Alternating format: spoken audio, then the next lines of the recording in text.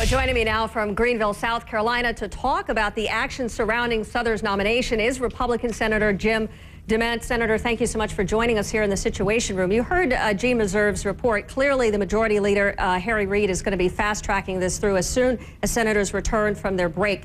What is going to be your response, if any? Well, he could have done that months ago. Unfortunately, the president has been downplaying the threat of terrorism since he took office.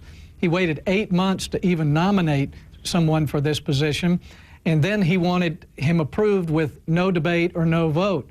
The only thing I've asked for is limited debate and a recorded vote. Senator Reid could have done that months ago, but the fact is they've been working on other things and have not seen airport security as a priority.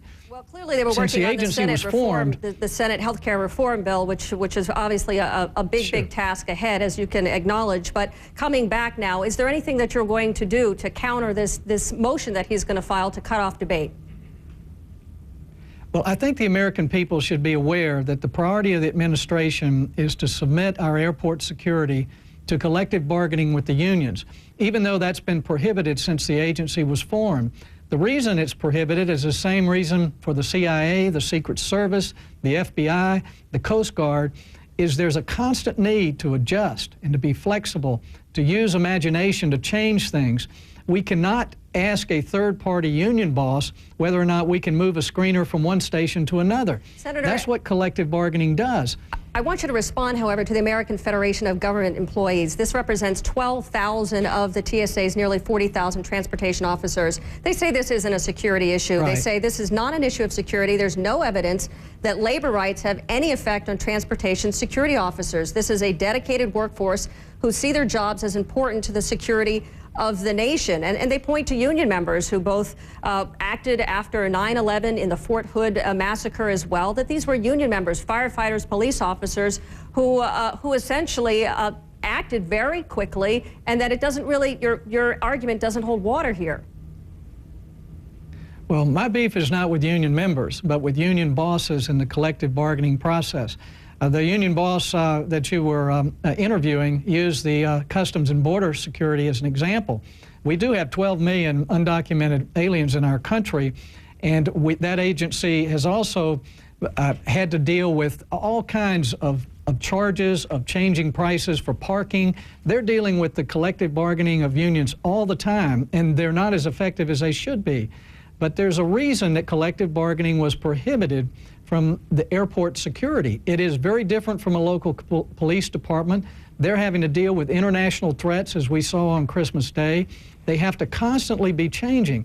And there is no reason, no good security reason, that we should submit this to collective bargaining.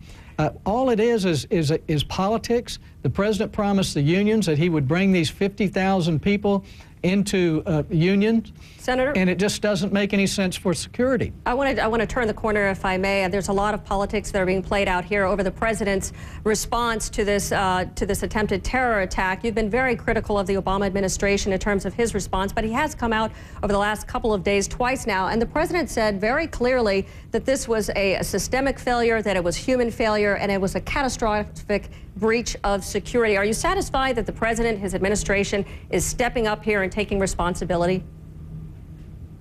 Well, that frankly is good news, as the president, while other Democrats are trying to find someone to blame for this, at least the president's saying it is the responsibility of his administration.